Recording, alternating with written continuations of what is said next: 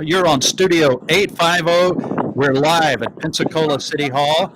Teresa Hill is out front of City Hall this afternoon. We're in advance of the vote on the Confederate monuments. Teresa, tell us what's going on outside the City Hall. Oh, well, hi, John. Hi, everybody. Yeah, I'm outside City Hall, and we've got, probably 100 or so people here that are clearly wanting to save the monument. Spoke with a couple of them off camera. They're ready to come over and talk to me as soon as we're ready. And I just figured that I would kind of show this a little bit before the vote tonight.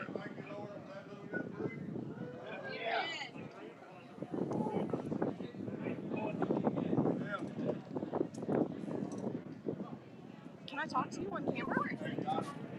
You don't look lame. Can you put the backpack at your feet? Sure. So right. you're going to hold this, and I have hand sanitizer for afterwards. Okay, I'm not too worried about it. Where do I hold it? Just hold it up to you like a microphone. Got it. All right, and what's your name? My name's Stephanie Schwartz. Hey, Stephanie, and what brings you here tonight? I see a lot of people. What's going on? Yeah, we are here to make our voices heard, that we want to preserve our city's history in the form of the Lee Square Memorial right now. That's under fire. And so what about that history has brought the passion for you to be interested in this? I think the destruction of history around the United States that's happening right now is what's got me so passionate. Those who don't educate themselves, know history, I would dare say preserve history, are doomed to repeat it. The Civil War is not a history I want to repeat, and I don't think anyone out here, any other side of the ticket, would want to repeat that history. So I'm passionate because I believe that we need to honor our fallen soldiers. That's exactly what the Lee statue does. It clearly says that on there, that it honors our fallen soldiers. And I just don't believe in dishonoring the dead. And I want to just preserve our history. It's not a history that everyone is super, super proud of, but you can't erase things you're not proud of. You learn from them. You look back on them. You don't tear it down. Right. And so how would you reply to people who feel that history is painful? The past Sure. is painful? I think I would say, I hear you, and I wouldn't even argue with that. If it hurts you, who am I to argue with your feelings? But I would say that it's dangerous to remove memorials and landmarks and forget what our history, the history of this country went through. Because like I said previously, and will continue to say today, that if we remove history, we are going to repeat it. I mean, that's just kind of the way the world works. And so let it be a reminder. Try not to look at it as something hurtful, but it's something that we say, yeah, never again. Never again shall brother fight against brother. I'd love for them to look at it in that respect. In the sense of like the Civil War that you used. Yeah, absolutely. I mean, I'm against slavery. I'm against racism. To the fullest extent. And so this isn't, to me, even a race issue. This is a history issue. And I just don't want to see our history destroyed. Yeah, everyone can find, issue or offense against really anything they want to. That's very much the theme of the day here in the United States. And I just don't want us to bend the knee to that. And then did you get a chance to reach out to any of the elected officials? All of them. Yes, since last week. And what did they have to say? I got several people I know, not personally, but several people I know got a very aggressive response to one of the sponsors of the legislation to have it removed, which is Councilwoman Sherry. Extremely aggressive. My sister was the one who called and couldn't even get a word in, which is absolutely not the role, I think, of the city government. It's to hear us. We're the voting public. We're their constituents. And whether you disagree with us or not, you have to hear us. We voted you in. Well, we can vote you out. Mayor Robinson, I've also been in some contact with him. He's definitely tried to backpedal and say he was not a part of this and didn't want it to be removed. But his name is a list on the sponsor and several different official documents. So, I've not gotten a terribly amazing response from certain people. Other council members, Councilwoman Ann Hill, amazing. She was actually my first phone call and told me how I could get involved. And I appreciate that so much because to me, that's your role. Tell me what I can do. Tell me how I can make myself heard as an elected official. I so appreciated her taking the time to walk me through what I could do to make my voice heard in this matter, especially with it being a closed meeting due to COVID. So yeah, I appreciated that big time. And then, so I assume that everyone here knows that it's not going to be destroyed. Sure. The decision is whether to relocate it, but you still feel that where it currently is at the heart of the matter. I do. I saw some legislation dating back to June 18th. There was also talk from Grover Robinson about renaming. I don't want it renamed or removed or relocated. Now, let me back step a little bit. If the public want it moved and it's put on the November ballot as an option to be moved to another location, I'm all for that. My main point in being out here is that this issue be put on the November ballot. I don't believe that City Council is speaking on behalf of the citizens right now. I don't think they're hearing us. And let us speak for ourselves. This is a very easily remedied issue. The City Council can wash their hands of being criticized by either side if they just put it on the ballot in November and let us vote. So yeah, if voting to remove it, voting to rename it, voting to relocate it, any of that I believe should go on the November ballot. Absolutely. So if the sway tonight is to remove and relocate it, your best case scenario would be then let's have a vote. Yes. And then you would support that vote, whatever that vote was. I would. Well, what's the vote for? You know, I mean, if leaving it. If there was a referendum and the whole public got to vote. Yeah, my vote would be to leave it where it's at. Absolutely. Unless I got new knowledge of a really good reason that it should be moved. I heard there was talk about a cemetery also downtown that houses, I don't know if house is the right word, but has the tombstones and bodies of some of our fallen Southern soldiers. Right. And I'm not so heels dug in that I'm opposed to that. Give me the option, though. You know what I mean? Let me think about this. Let me do some research on this, why that's a good idea, why it's not a bad idea. My goal as a citizen is to make an informed decision. So I'm not even going to say that I'm opposed to that. I am opposed. My main opposition here is that the city council and Mayor Grover Robertson is trying to push this through and not let the people vote. That is not what this is about. You know, that just seems like such an overreach of government here locally. Right. So, right. Yeah. Okay, well, thank you so much. Of course. Thank you for your time. Tonight. We'll be streaming the meeting, so if you Awesome. happen to want to go home and watch it, it'll be on our Facebook. I'd love to do that. Thank you for your time. Yeah, you're welcome. Thank you. Of course. All right, so I'm going to check here and make sure we're still live. Yes, sir. So I'll be with you in one moment.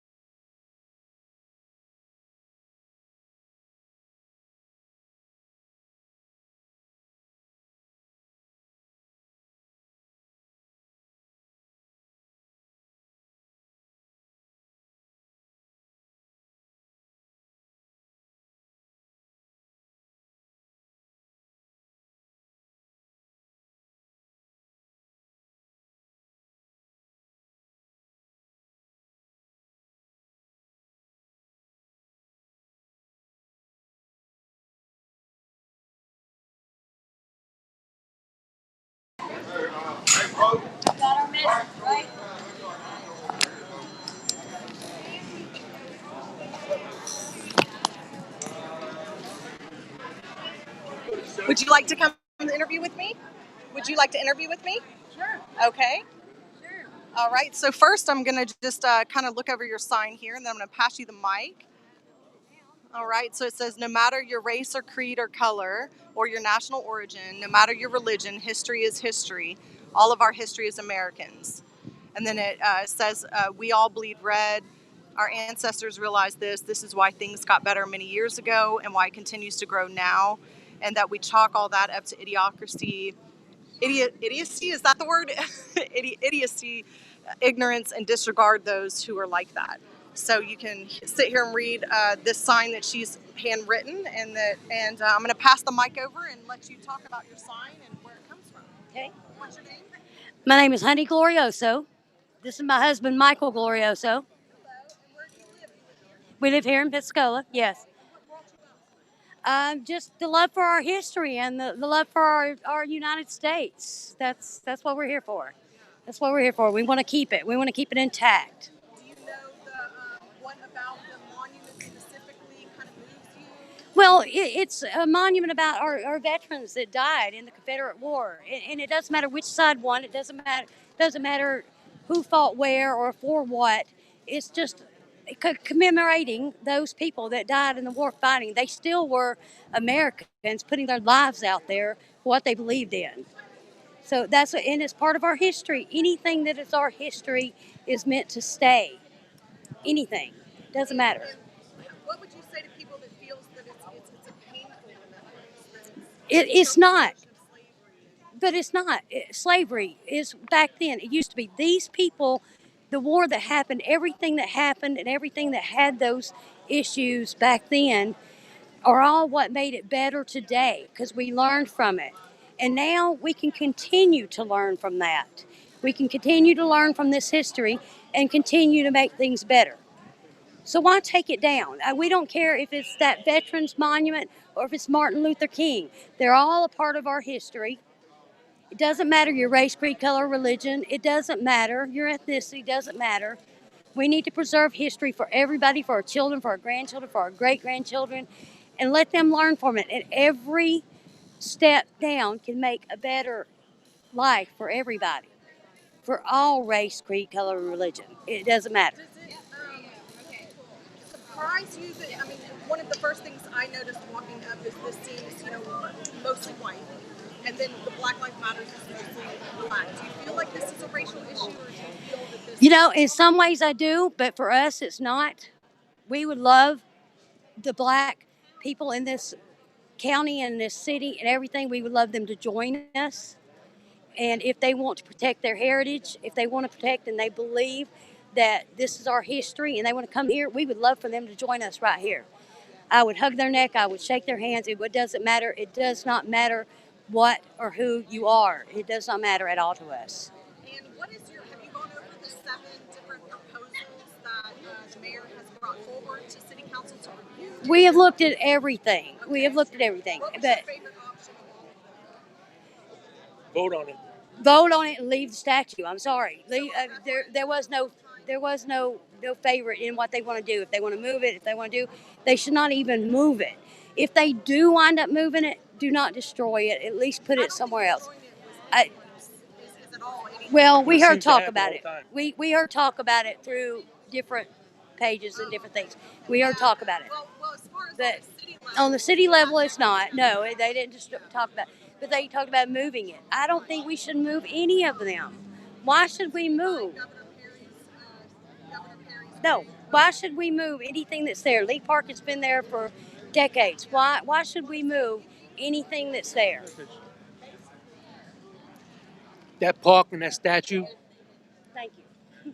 there was a war there way back when. And I'm an outsider here. I grew up in Brooklyn, but my son, my stepdaughters, my grandchildren, all are from the South. And you're taking away their history, and you learn from it. Good or bad, you learn from it. But right there in that spot where that park is and that statue is, it was a huge war, and there were people there buried on both sides. So why move it? Okay. Would you see maybe also, since it is for the dead, would it make sense to add something about the Union soldiers there? I wouldn't mind. We wouldn't mind that. Combine that. I wouldn't mind. I don't care what they put there to make them, noticeable and more and happy and feel like they're on even ground. That's fine. It's not about race anymore. This whole thing is not about race. BLM is not about race. There's more white people in it than black people, I think. So do you feel that this is kind of a microcosm of what's going on in the world today? Like this is a representation of, the angst with the police departments and the angst with the Black Lives Matter and then the angst with the memorials coming down, the masks. Yeah. Is this all connected? It's all connected. It's all. How so? It's two groups that are trying to destroy our way of life in this country. Who is Okay, Black Lives Matter and Antifa. I mean, what? Tell me one thing that Black Lives Matter has done for the black community. All you see is black on black crime with kids being killed, and nobody cares. All right, and I'm not saying look, cares. there's plenty of bad cops out there, and there's plenty of good ones. We got to weed the bad ones out. So how would you, if you had a magic wand and you could heal the division that's happening right in front of our eyes these days, how would you do it? I'd get rid of all the outside influence. Meaning, like the Russian trolls, and things like that? All of it. The Russians, the China, the Iranians. These people are just laughing right now at our country. They're having a good time watching this. At what point do we get so weak that they attack us? You mean like a war? Yeah. Like bombers? We all know that they don't want us I would get to rid keep of living the free. small groups, even the BLMs, the whites, anything. anything. Let's all come together. If you got something, All come together. Encouraged to meet the folks that have been doing the protesting? no, over there? Okay. no. But I mean, I saw the mural and it's beautiful. All right. When I hear you say get rid of BLM, I think of the people that are there. No. I'm not talking about. Get rid of it. Listen, I'm saying just if everybody can come together and sit down at a round table and say, okay, this, and this, and the other side say this, and this, at the end of the day, you shake hands. Who would be at that table? Black people, white people, Spanish people, Chinese people. Yeah, of course. I mean, I'd love to take it national, but right now I'm only worried about Pensacola. Do you feel that sometimes on the national level there is sort of a divisive rhetoric happening? Oh yeah. And that the media is kind of playing into this? The media is fueling the flames of this. Outside groups are fueling the flames of this. I mean, whether you like them or not, we need police. We don't need to be funding them. All right, they need all the money they can get and all the men they can get and women to help this. All right, instead of mayors from some certain places, giving stand down orders. People are dying.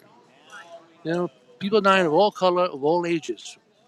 All right, it's got to stop. When does it stop? Do you feel that they're like? Did you reach out to the government here to ask to voice your opinion?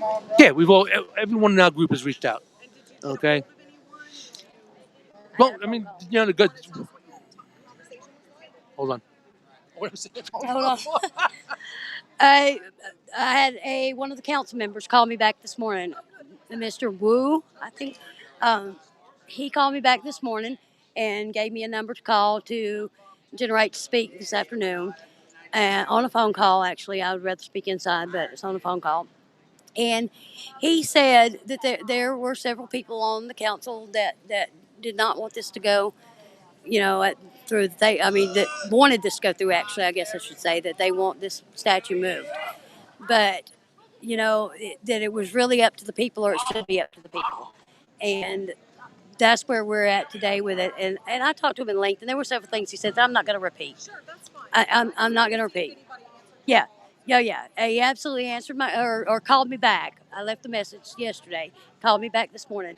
He answered me back, and he was very, united with everybody, and was one who, again, no matter color, creed, whatever, he was very united with everybody. He seemed, that it didn't matter to him, that this had nothing to do with it, and we had a great talk.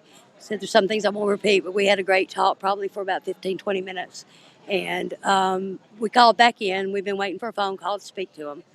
We're waiting on our time. And it was nice. I was glad they called me back.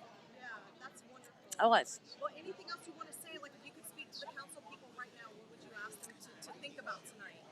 I would tell them to think about just what we said, the fact that this is all of our history. It's not just white people's history. It's not just Spanish people's history. It's not just black people's history. It's not just any certain people. It's all of our history. So let's don't ruin it. Let's don't take any of it down. Let's leave it all where it's at. Let's learn from it, do good from it, learn more from it to make things even better, and just go from there. More future monuments, should they be more inclusive? Sure, there should. As our history goes on and people make history, But you know what? This is the thing.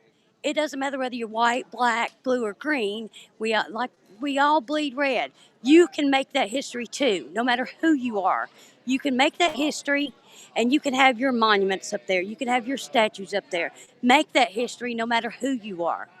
So, future, absolutely, absolutely. Thank you. Hand sanitizer for you. You're welcome. Thank you for listening. All right, and here's my card. You can check that out. Oh, absolutely. Thank you. You're welcome. All right, so you heard it. So it looks like we've got Kyle Cole has just walked up from the Kyle Project. So I'd love to get his 2 cents on this. How are you? Good. We are live. Would you like to say a few words about what you're seeing here? I've got some hand sanitizer. I'm glad everybody came out to voice their opinion. We out here right now to say, hey, if it comes down, is the diversion gonna get further? Are we gonna be more divided as people? If it comes down, hopefully not. But that's what same thing we went down to the Confederate Monument to say, like I said, because it shouldn't be any any diversion off of a monument. We still gotta live together, still gotta walk and breathe together. So hey, that's what we out here for. I'm so glad to see you here. Thank you. And I've been speaking to a few other people that obviously want to have it stay up. Mhm. And I asked them, one of the questions I said was, do you feel that this monument is a symbol of pain? Do you feel that this has a painful reflection on our past, or how would you subjectify how you feel about the monument? I would definitely say it has a painful reflection on from our past, and it's portraying over to our future. I feel like with it coming down, anybody that feels any type of way about the history of it, this will be a part of the healing process. I guess you could say we won't have to ride back and look at it every day, regardless if they've seen it or not. It's still there. It's still there, regardless or not. That's like somebody get beat up. They still got beat up, whether or not, if nobody's seen it or not.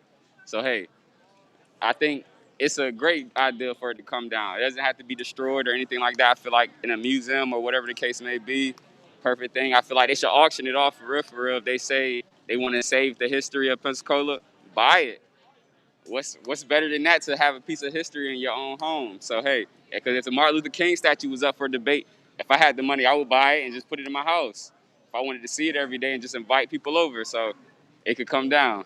I saw a comment recently that our monuments should reflect the best of us, not the worst of us. And How do you feel? That's 100% truth. If everyone out here can say slavery was wrong, racism is wrong, I don't see why it shouldn't come down. I don't see why it shouldn't come down. So, hey, like I said, it reflects the best. Everyone can. I hear it all the time. Whether it was at the Confederate Monument a few weeks ago, the graffiti bridge comments, they say, "Hey, save our history. Put it in a museum. Like you don't have to display." Yeah, for interpretation. Don't put it in the middle of the city where everyone that doesn't want to look at it. You know. So, hey, we're here. Great. Well, thank you so much for speaking to me. And here's a little hand sanitizer for you. And I hear that you got a hit on my boy. And if that's the case, my boy, if you got a hit on my boy, your ass is going down. Yes, I know who you're talking about. Who you know you're talking to? You know who I'm talking to. Who's your boy? Who's your boy? Who's your boy? You keep your goddamn mouth shut. Who's your boy? Go the fuck on, Tomcat. That's exactly why I'm here. Yeah, go in there with the City Hall like you want to be. Take it down. Take it down. He's showing himself. He's showing his true colors right now.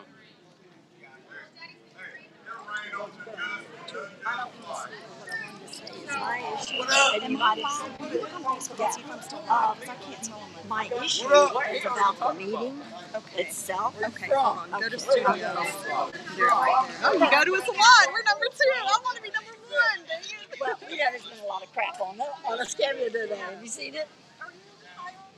Okay, so we are live. Okay, I just want to make sure. Basically, the powers,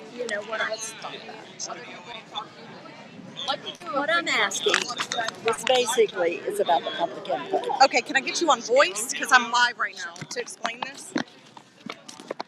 Okay. But you don't want to be on camera? Okay, well, yeah, just stand right here. Let me just film this real quick and then I'll get back to you. Well, Hold this. You don't speak for the mass majority here. Everything you said so far has been pretty true, though. I ain't gonna lie. You ain't lied a damn thing. What's going on here, sir? I'm not speaking to you, man.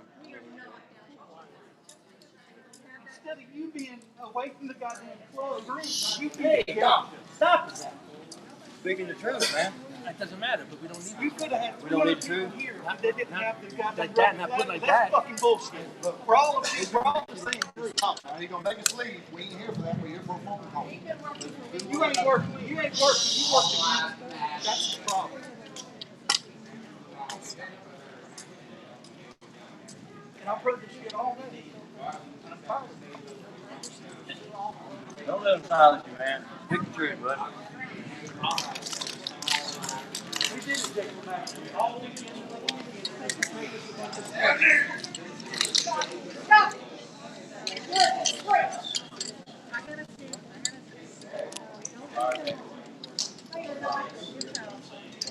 Do you want to speak to me about what happened? But we just spent 20 minutes between three of us on the air. You put all of us on.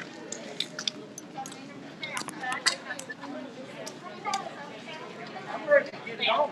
Fuck this shit. Hey, they want me. We can handle this shit. Right now.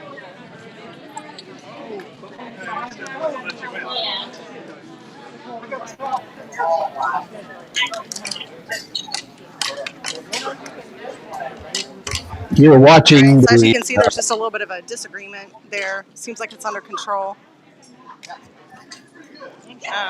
Johnny's wanting to speak over here, but I think he's about to be interviewed by what just happened. So I'll just kind of keep a camera on it. You're watching the scene outside of Pensacola City Hall this afternoon in advance of the council's vote on what to See do if I about the Confederate can get a little monument bit at the closer Lee here. Square. I'm sorry. No, that's okay. If you need to interview or something with him, that's fine. Or okay, okay. Do you want to? John said you wanted to speak tonight about what's going on. Okay. Oh yeah. Sorry. Okay, so I'm here. Tell me your name again. Johnny Bryant. Okay. And I've seen you a few times at the different monuments and you've been covering this issue. I just kind of want to get your opinion on why you're here.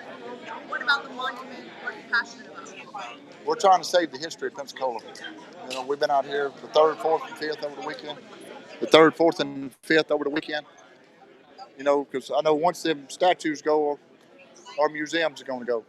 There shouldn't be a one-sided thing. I mean, it's like a slippery slope. Like, Yes, ma'am. You know, we're not only trying to fight to keep this, you know, we're trying to make sure our officers get treated right. We're trying to make sure everybody's treated right downtown, and it just ain't working out that way.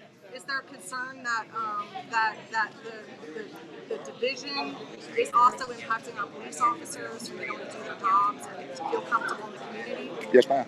In what ways? What have you seen? We just want them to feel safe on the street, you know, let them know somebody's here that's got their back, you know what I mean? Yeah. You know, we know their hands are tied in certain positions, and, you know, they're doing a great job for our community, and we need them in our community. I mean, without law enforcement, what's going to happen when somebody breaks in your house in the middle of the night? You know?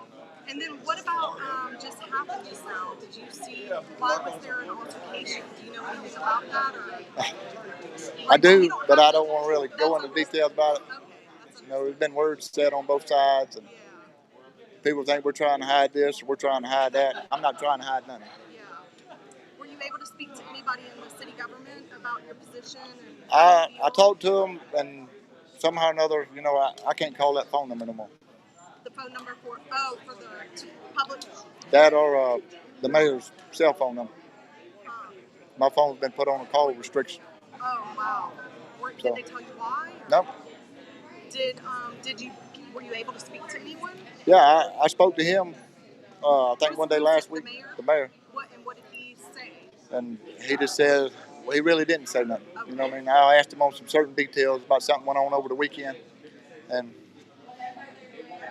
I'll leave it at that. I don't really want to put mine in his business on, you know what I mean? You know, and I'm just trying to respect him, and hopefully he'll respect me the same way. Yeah. And so did you go over the 7 options that the mayor gave the city council tonight to vote on?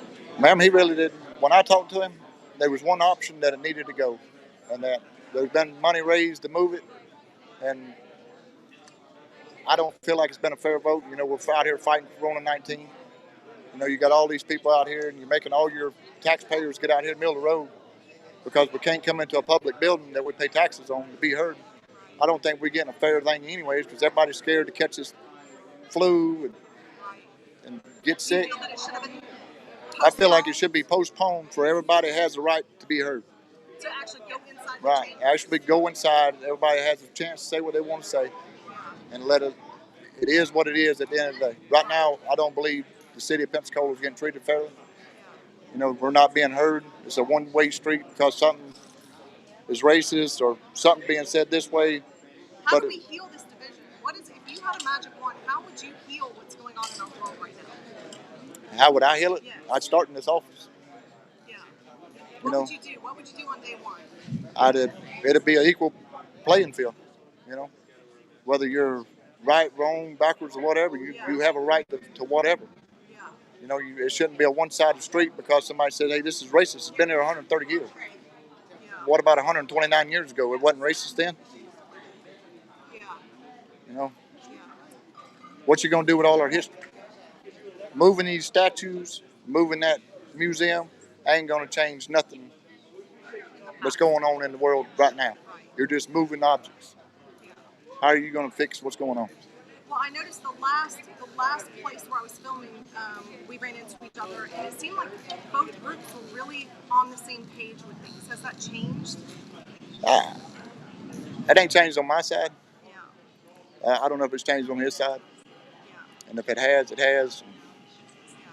That's how it is. Yeah. Anything else you'd like to say if they were listening right now? If council was listening to you right now? I believe this ought to be postponed until this corona's gone, until we figure out what's going on. Yeah. And if not tonight, what should they do? What would you want them to do? Want to think very, very clearly of what they're doing. You know, it's not. It's going to open a. You know, when you pull a scab off a wound, it bleeds. You're going to have a lot of people down here in Pensacola upset. A lot of people in this community has been in this community. You know, we got a lot of history down here in Pensacola. Got a lot of tourism coming in down here. Are you, your family's from here? My family's from right here in Pensacola. Yeah. I was raised right here. You look familiar. I still can't place you, but you do look familiar. And it can't be a one-sided road. You know, because say if this comes down today, what's it going to be tomorrow? We still have to live together. Right, we still got to live on the same street. But if it comes down right now, what's going to change? Nothing. He's still going to have his problem. There's still going to be something else racist. There's going to be something else said.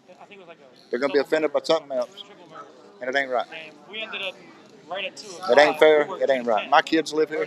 And whether it's good history, bad history, or whatever, we got to take the positive and go with it. You know, you got to learn. You can't just go with the bad. There's bad on Martin Luther King's side, and there's bad on Robert Lee's side.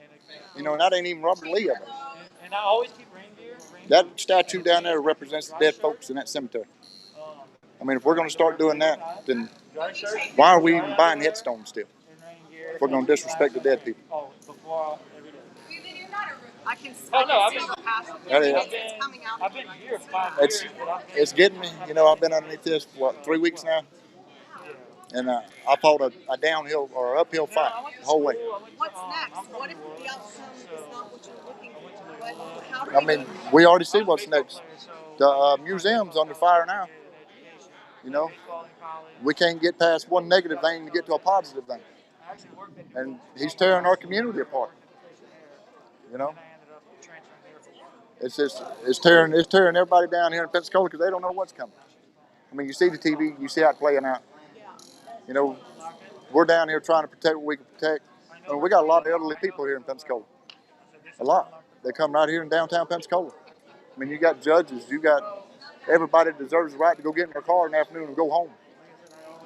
I mean, if it keeps going the way it's going, how are we going to protect them? You know what I mean? And then if we defund the police department, who's going to protect your family when something goes wrong? It's not right. It needs to stop. Well, I hope that whatever happens tonight, that we all do our parts to try to heal whatever we can't go in. That would be possible. I couldn't hear you. The monument stays after tonight. That one group is going to have to heal.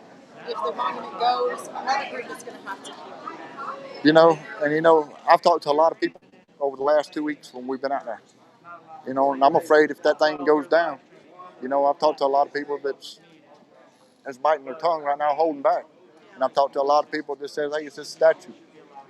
You know, a lot of people feel different ways about it. And, you know, is Pensacola ready to open the wound, whether it's good, bad, or ugly? You know, that's something they need to lay down with at night and sleep on. Because their families live here in the street just like ours do. You know what I mean? And it's not fair. It's really not fair that he's sitting in this building right here, but he goes and gets gas. He goes gets him a hamburger, but he can't come out here and face his community and make a decision as a community. But he's got, yes, ma'am, I'm speaking to Mayor Robertson right now. You know, and I think it's pretty sad that he can pull out of here tonight, get in his car and drive home. And if he needs gas, he can walk into a gas station, pay for his fuel, grab the nozzle, but he can't come out here and face his community. Have you been watching his Q&As and things? Are you familiar with that he comes on every week and answers questions on Facebook and things like that? Have you tuned into that? I think that's what he's been doing just because of the virus instead of being out. Right. But you and I both know he's not living like that at home. You know what I mean? He's just got to remember the good people of Pensacola put him in office. He's going to need these votes to get back in office. And there's a lot of people right now finna pull their votes, put somebody else in there. Well, it seems like a timely thunderstorm is kind of representing the emotions right here. And is there anyone here else who'd like to say anything? Don't want to talk? Yeah. You want to say something? Who am I talking to? What are we doing? You want to talk about your history? About my history? Oh, she interviewed earlier. I did. I like her. Well, something I thought of after the fact was that of all things that the city of Pensacola needs to be talking about right now, this does not seem like one of them. We've got a huge homeless problem downtown. We've got, city cleanup that needs to happen. I mean, there's so many other agendas that I think everyone could get behind that maybe we should be talking about. And we're not. So that's kind of an opinion that I have. But for what that works. So the priorities you feel are just a little bit mixed up? I feel like the priorities are pandering to what's going on in the country right now. Why make that a Pensacola issue? Like, when it wasn't, I'm not going to say we don't have racism. I feel racism against myself sometimes. But this is a really inclusive community. I don't believe that racism is one of the top issues that we deal with here. However, I can't take my niece downtown and walk through the park that I paid tax dollars to fund and keep up in the sidewalk because it's littered with homeless people. Like, why aren't we talking about that? So yeah, I think that the council members have a real priority issue. That's the word I'm looking for, as far as bringing this up when so many other things are, of equal importance, if not more. So that's a very good point. I'm glad you came back to say that. Right. I thought about it when I wish I had said it to WEAR too, because it's a thing. I have a niece, a nephew, and I like to bring them down to Palazzo. We can't even walk through the square, or I don't know if it's called the square, but down Palafox. I do not feel safe. So I wish we'd be talking about that right now. But yeah, thank you. You're welcome. And I'd love to see your success. Oh, thank you. Appreciate it. It's handmade at the distillery, right? The brewery right down the Well, street. then I like it even more. How are you? All right. Great. And what's your name? It's Matt. Matt. Okay, Matt. Well, tell us a little bit about why you're here. You definitely stand out in the crowd. Well, yeah, I like to be different myself. Are you from here? Yes, I'm actually from here. Okay. And you have a Confederate flag? Yeah. Behind you, okay. What does that mean to you? To me, it's a symbol of, to me, it's a symbol of holding your own and standing against what you believe, more or less, fighting what you believe in. And as far as the Civil War, did you have family that fought in the Civil War? Or? If so, I don't know anything about it, So really it's a modern day representation for you? It doesn't really represent what happened? Yeah, right. Okay. And me personally, about the statue, it doesn't say Confederate white, Confederate black. It says Confederate dead, so it commemorates all Confederate fallen soldiers that were fighting in the war. Yes. And so how do you feel that the national division of what's going on, mask, no mask, Black Lives Matter, All Lives Matter, all of this stuff, do you feel like this is happening here in Pensacola, that this is something that we have a problem with here, or is this more of a national issue? It's more of a national issue, and then the media takes their spin on it, of course. I think everybody should just go ahead and get along and see the bigger picture, not be one-sided on things, and just see the bigger picture and do more research on things, whether it's the Confederate flag or the whole Black Lives Matter movement. Everybody has the freedom of speech, so.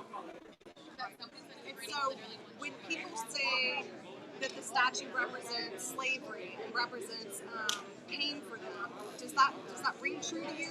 No, actually not. That statue was put up over 131 years ago as a monument to commemorate white and black Confederate soldiers, and probably, some of the North too, that were fallen. So now it's a veteran memorial for all that has fallen in the war. Would a Veterans Memorial honoring the fallen dead, would it make sense to be in the graveyard where the generals are? I mean, if they voted on, to take it down, I would say they could put it over there at St. John's as a memorial, even though it is where it's at right now. It's for some people it's hard to see. They have to kind of walk up to it and kind of look at it. It towers over the trees. It's hard to actually see it. Right, and if they didn't take it down, I'd say they'd have to either take out the trees or trim up the trees so they could see it. Yes, okay. And she was mentioning about priorities. Do you feel that this is a priority for us? Personally, no. Honestly, I mean, everybody has their side of the story and want to do something to. We try to get all sides. Yeah, right. And that, their priorities are way off and one-sided. Were you able to get a hold of the mayor or city council? No, it went straight to voicemail. It did, all of them. I know they got a lot of phone calls. They were probably very overwhelmed. But what would you say to them then if you could speak to them? If I were to say I'd give them a little bit of a history lesson on why the statue was put up, more or less. And in regards of the statue being up, I'd tell them why it's up there. And how you feel about leaving it there. Yeah, and how I feel about leaving it there. Well, thank you, Matt. Is there anything else you wanted to say? Stay positive and wear your mask. Okay, I love that. There's our card. And well, before I give you that, let me give you, this is hand sanitizer. There's our card. Would you like to say something? I just want to get out of the wind. We're getting ready to cut away from live coverage outside the City Hall as the City Council meeting is beginning. I want to thank Teresa Hill for reporting and all the voices she's collected outside. So let's get underway with the City Council meeting, the big vote tonight on the Confederate Monument. Welcome to the July 14, 2020 Special City Council meeting. I remind you to please turn off or silence your cell phone and to refrain from engaging in any activity that might interfere with the orderly conduct of the meeting. To limit the potential spread of COVID-19, the following procedures has been initiated. Members of the public may attend and participate only via live stream or phone. This changes in format is consistent with Executive Order 20-69 issued by Governor Ron DeSantis and has been adopted at the discretion of the Council President in consultation with the City Attorney. To watch the meeting live, the public may visit cityofpensacola.com/4/428/live-meeting-video or visit Mayor Grover Robinson's Facebook page at facebook.com/Pensacola-Mayor. East of the statue.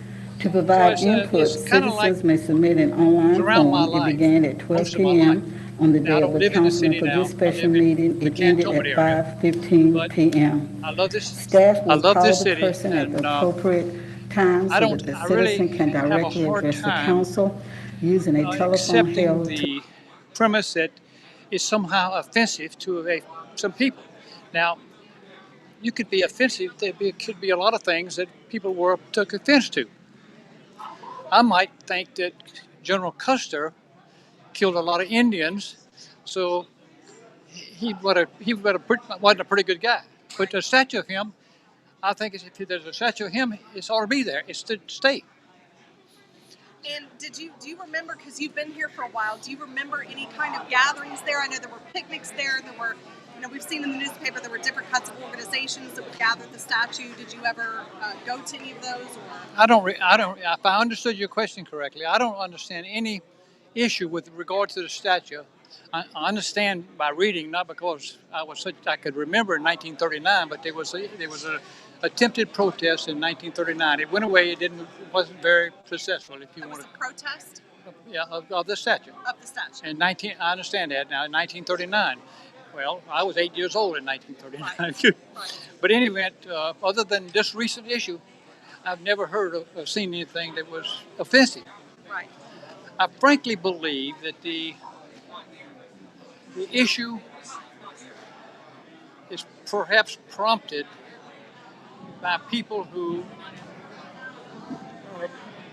I heard a black lady say that she thought that the Black Lives Matter was, and she was a professor at Harvard.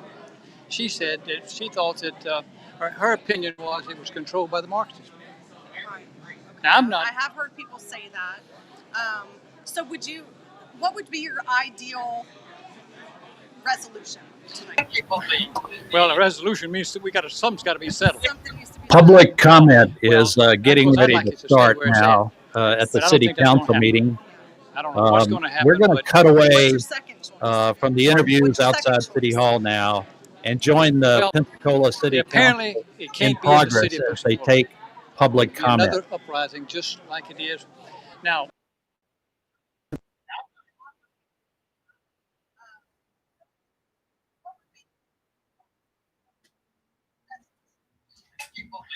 Well, a resolution means something's got to be settled.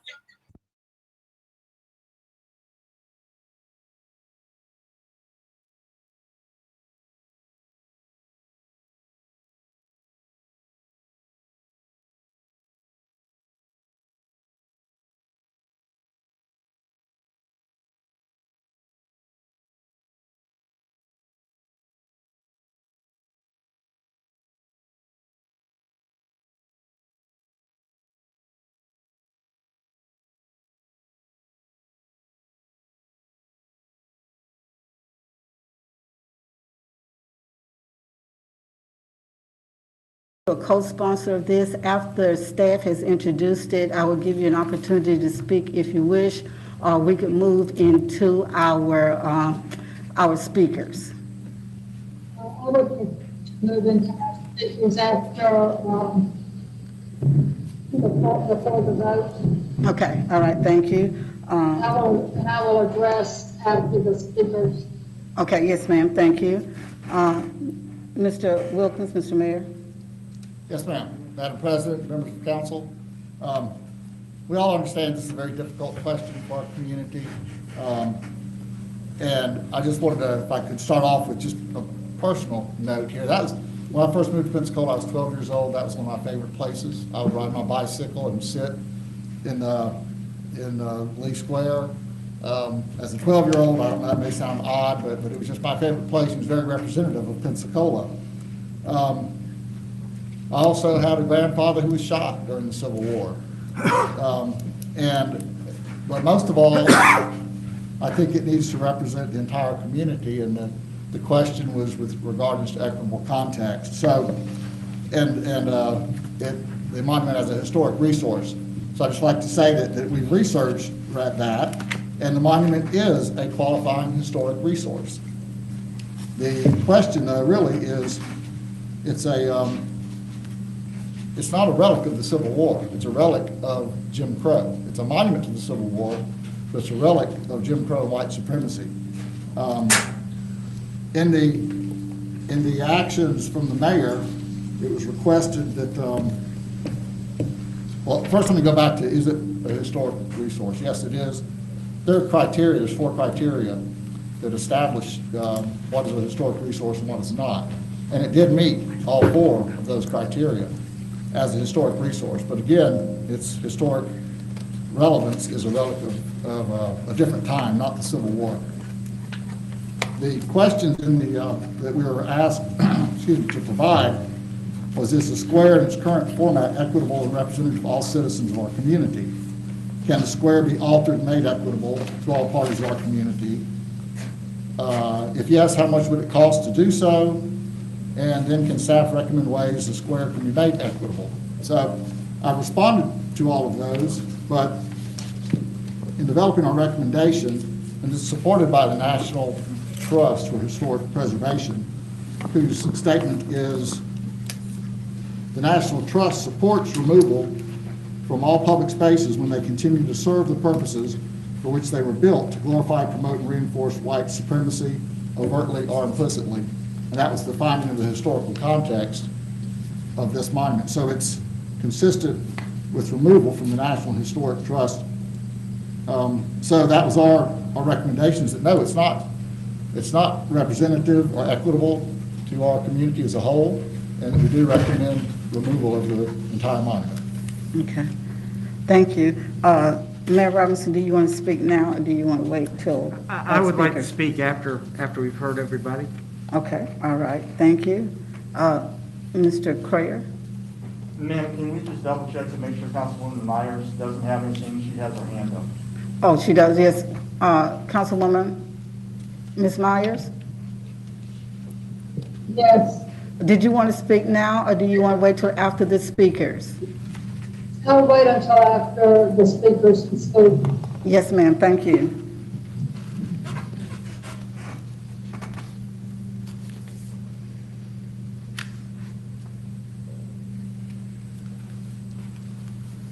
Then I would just ask City Council to bear with us as we get started. There will be 3 of us making phone calls, and as soon as Keith vacates his premises, Elaine can take up residence, and we will get started. And we're going to try to round robin and keep things going. Okay. And I think our lister, we've coordinated with the clerk's office, so we should be good to go there.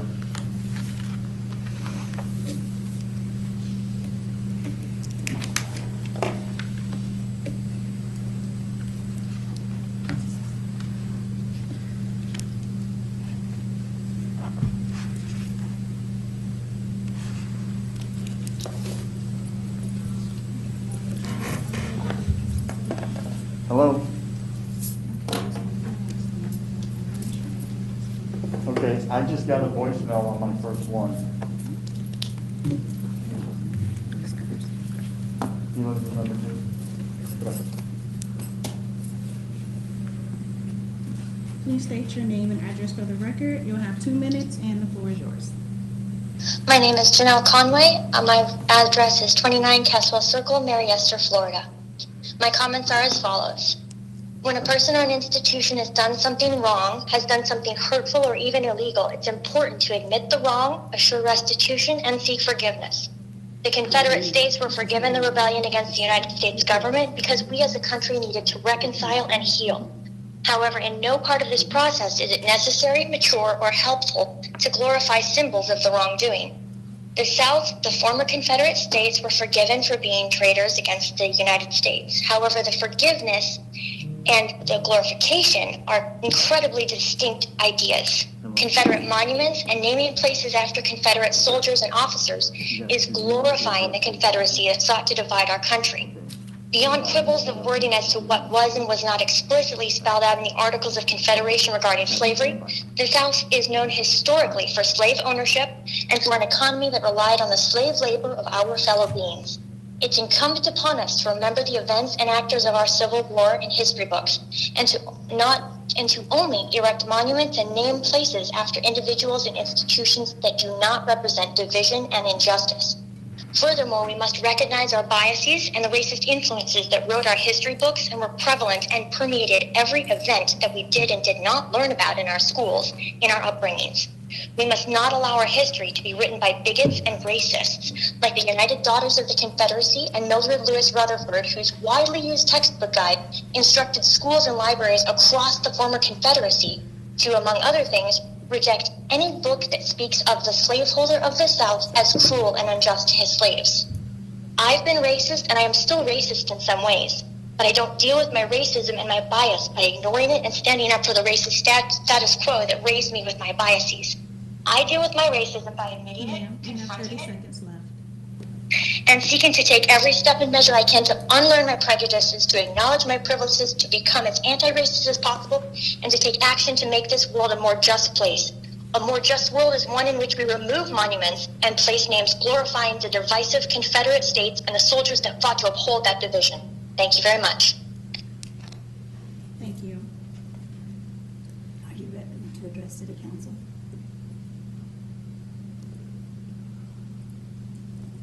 Are you? Ms. Patel, please state your name and address for the record. You have 2 minutes.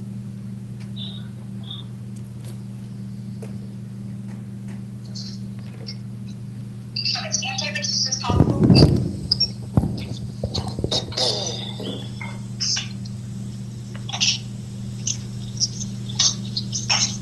Sir, please state your name and address for the record.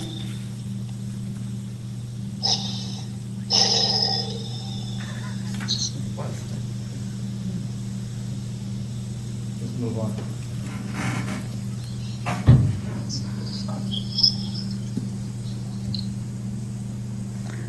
We would just come back to her, to that person if we have time. We can't hear them. We're moving back to number one. Mr. Kersey, are you ready to address the council?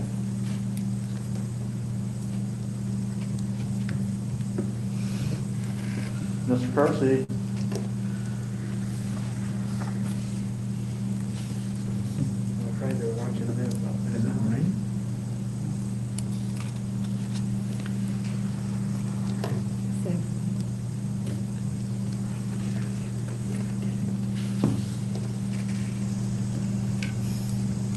One second, please.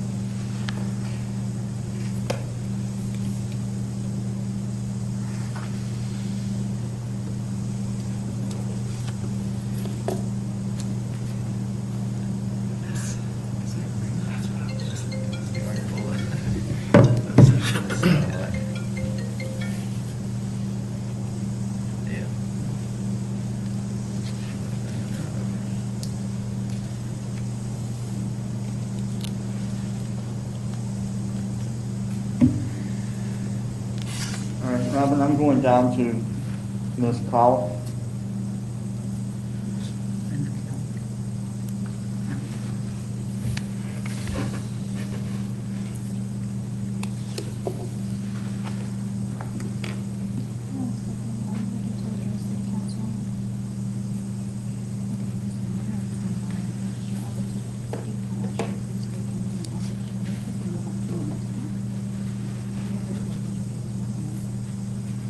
Is someone next?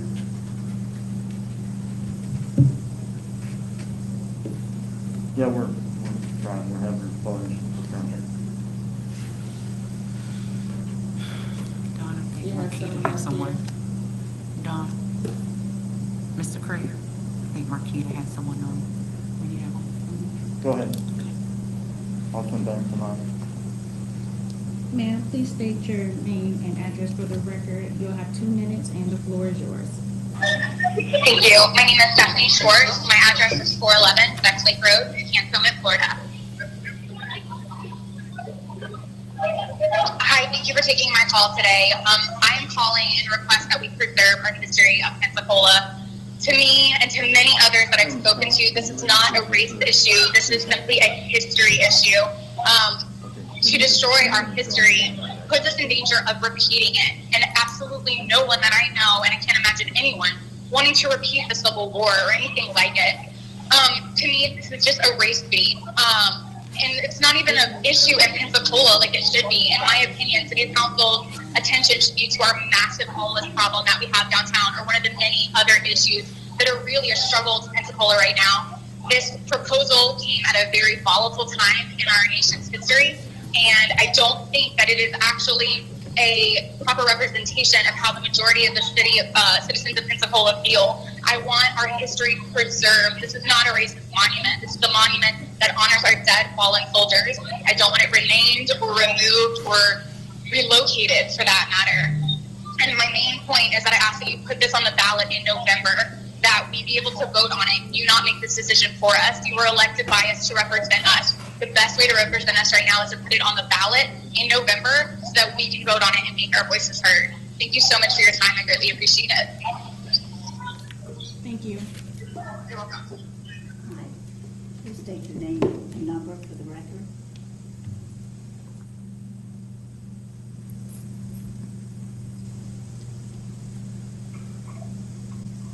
Please state your name and number for the record.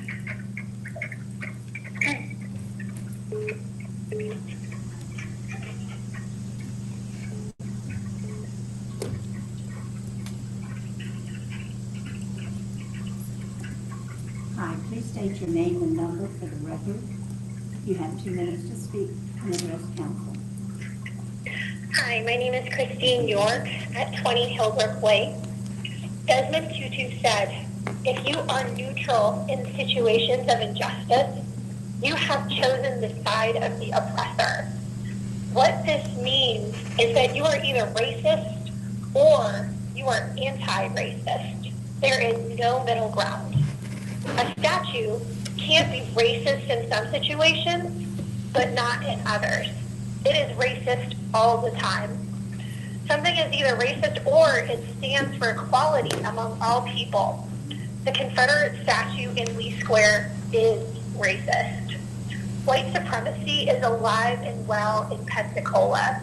Within minutes of arriving at any of the graffiti bridge protests, white supremacy appeared in broad daylight, often from white men, middle fingers in the air, and hate spewing from their mouths and eyes. Even as a white woman, I felt fearful of these men, and I really can't imagine the fear that Black people feel on a daily basis. You don't have to stand with the protesters, though, at the graffiti bridge to see evidence of white supremacy in our community. It's in our policies, our education system, our prison system, our police force. As a white person, I feel ashamed walking by the Confederate statue downtown, and I can't imagine how this feels for Black people. The pain is very real in that community, and it is vital that we address this. The statute says, their unchallenged devotion and matchless heroism shall continue to be the wonder of the ages. This is what is written on this monument. How can we even fathom defining those who defended the enslavement of people as heroic? This does not represent the Pensacola we need to be or what we want to be. This does not represent the city that I want to raise my children in, or a city that travelers will want to visit, or a city that talent from outside the area will want to plant new roots in.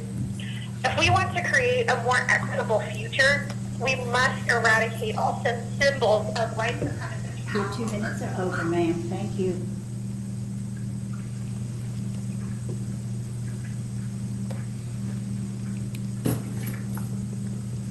Ms. Colick, are you ready?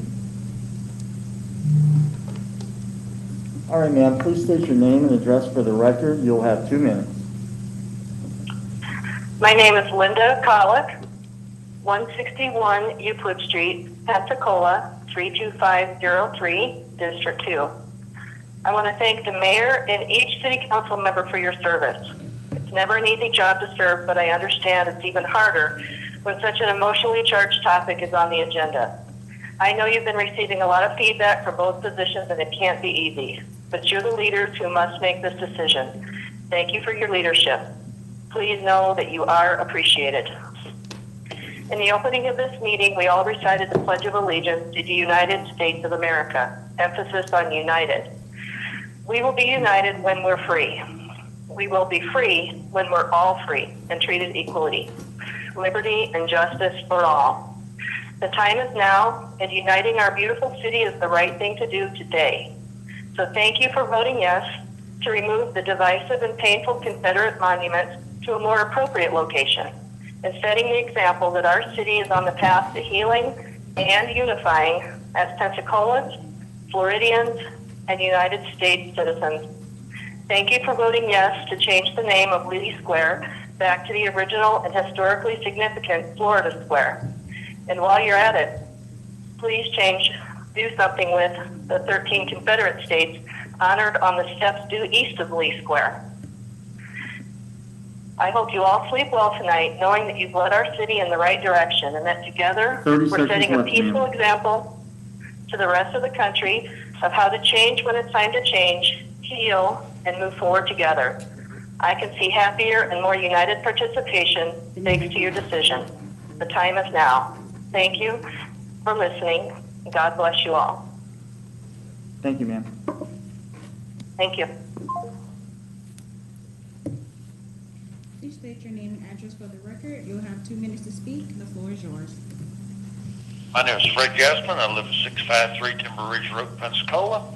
I was in the U.S. Army for 26 years, and this will help give a background to understand who I am. I went to Pensacola High School when it was on Palafox Street. They used to take lunch a lot in Lee Square. 3/4 of a century ago, I was at First Methodist Church, and I had people like Mrs. Hart, Dr.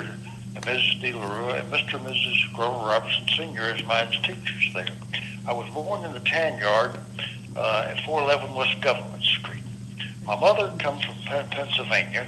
My father was native-born Pensacola, along with my grandfather, Franklin, who died with my father's year of age. My great-grandfather, George, was from Beaufort, Germany. He served in U.S. Marines. The earliest date I know of was in 1841. In 1845, he was on the sloop Cayenne with 100 other Marines who landed in Monterey and took California. July the 7th, 1846, he was with General Winfield Scott in Mexico City to sign for the majority of the western United States at that time from that war. Later on, almost 2 decades later, he was in charge of a Marine company at Fort Pickens during the Civil War. My bloodline comes from Europe, from England, from the eastern Germanic tribes, from the southern part of Italy, and last of all, from the western coast of There's 30 seconds remaining. Anyhow, I think this monument should remain. If you look at for the dead, we should all have a bit of forbearance, and considering this, we all have our things, and the monument is also on South Palafox, North Palafox, south of that one has people who don't want it there. Sir, Building of the one at the end of the Bay Bridge. All of these you should have forbearance with, and please save them all. Thank you, sir.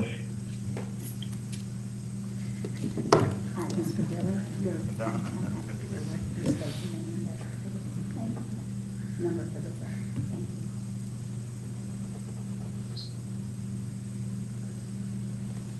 You have the floor.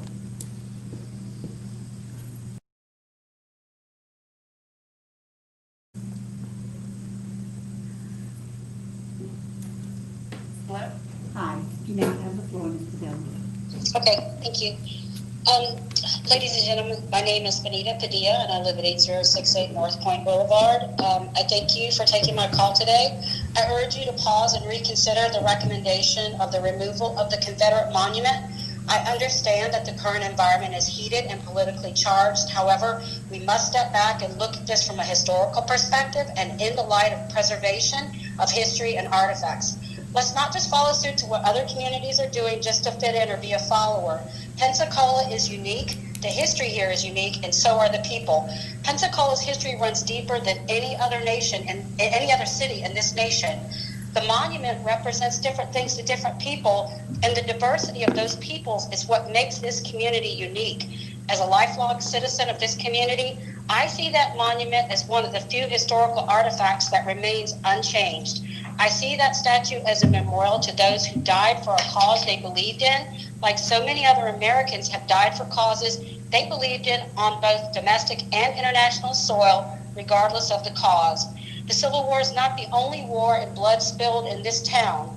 Right across the street from the monument is Fort George, formerly a British fort, taken by Spanish, where more blood was spilled. The victorious Spanish owned African slaves too, so does that mean we'll start to shift focus on removing that site as well?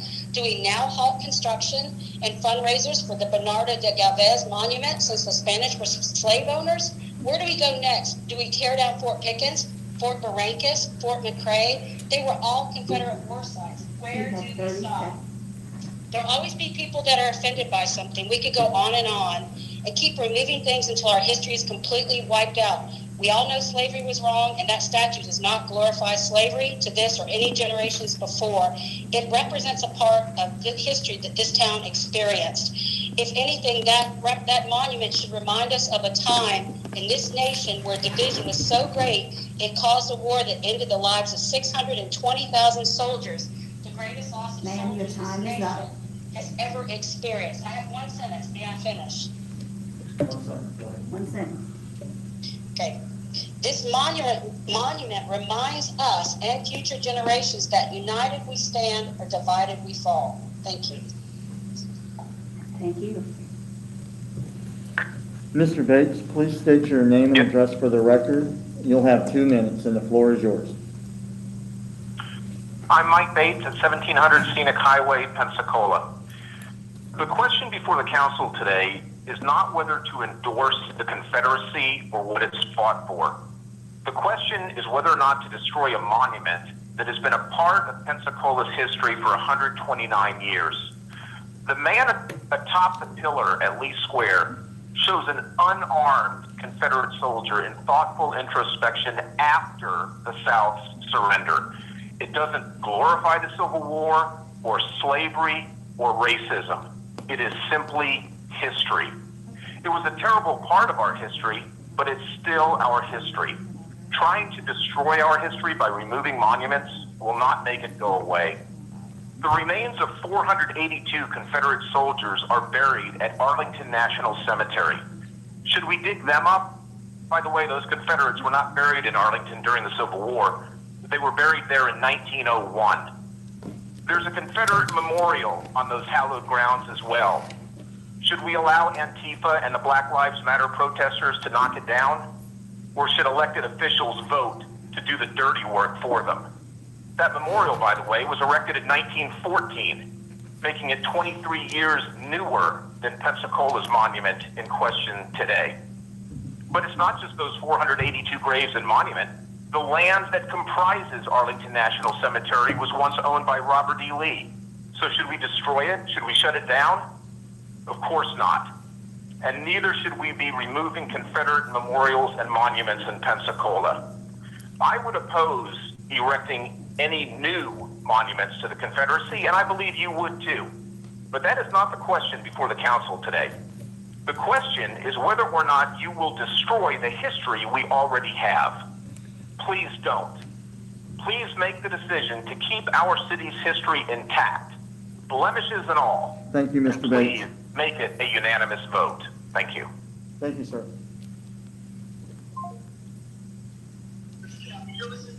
Please state your name and address for the record. You'll have 2 minutes. The floor is yours. Very good. My name is, you ready for my name? Yes, sir. My name is Jerry Webb. My address is 1620 Success, Cantonment. That is my business address. My home address is 2782 Creekwood Drive, Cantonment. I appreciate very much this opportunity to speak with you all. I've been a resident of this city since I was born, some 89 years ago. I lived within, for quite a while, I lived within about 3 blocks from the monument. When I attended the old Pensacola High, we often would go over and sit in the square and just, as boys do, talk and whatever. But anyway, it became to me kind of like my family. I don't know why you would have a personal attachment to a monument or something like that, but history being what it is, it certainly affected me that way. Now, my objections and my comments about what's going on is, to begin with, I think Black Lives Matter has some leadership that doesn't really represent the people. I think that there are a lot of good people in Black Lives Matter, but there are also some aggravators. And those are the type of people that have just tried to destroy the cities that we see on TV very often. If we don't get our way, we will wreck your city. We haven't seen that in Pensacola, thank God, and I hope we never do. But the monument is a part of Pensacola. Very, very 30 seconds remaining.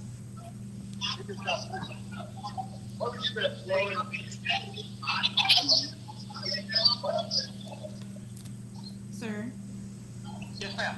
You have 16 seconds remaining. Pardon? You have 10 seconds remaining, sir. Well, thank you very much. I hope that we are able to put this decision on the ballot. I think people will be obliged to apply what the decision is. Thank you. Thank you. Hello? Hello.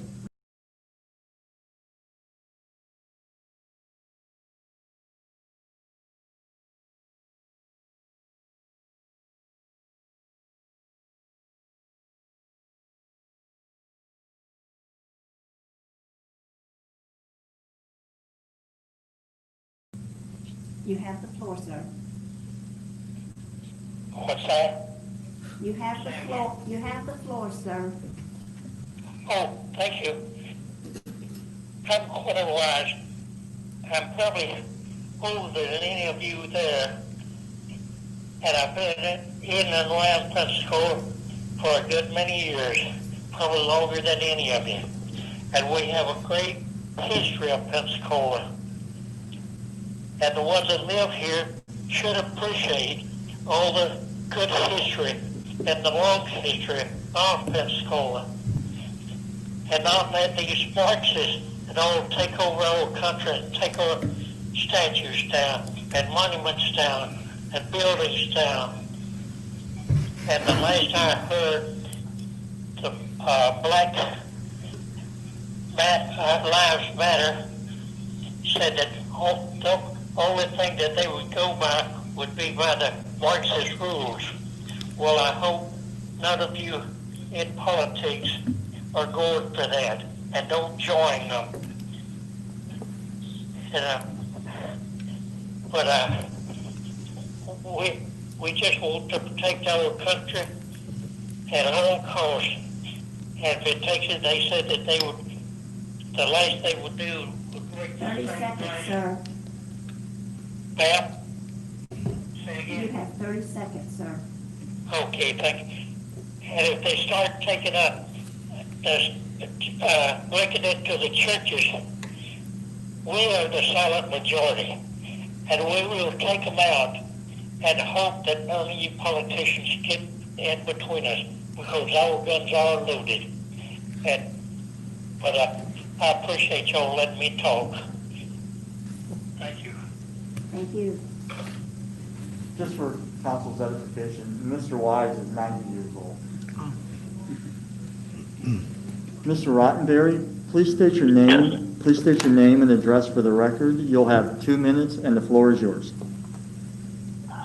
I'm Charlie Rottenberry, 414 Williamsburg Drive, Gulf Breeze, Florida.